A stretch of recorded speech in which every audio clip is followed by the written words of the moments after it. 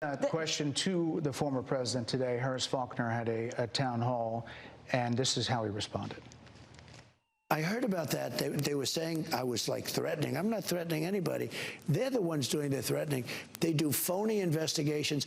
I've been investigated more than Alphonse Capone. He was the greatest gangster. No, it's true. No, but think of it. It's called weaponization of government. It's a terrible thing.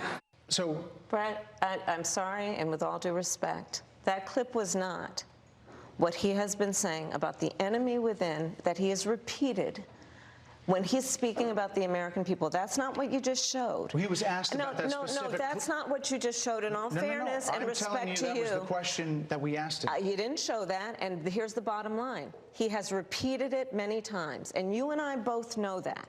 And you and I both know that he has talked about turning the American military on the American people. He has talked about going after people who are engaged in peaceful protest. He has talked about locking people up because they disagree with him. This is a democracy.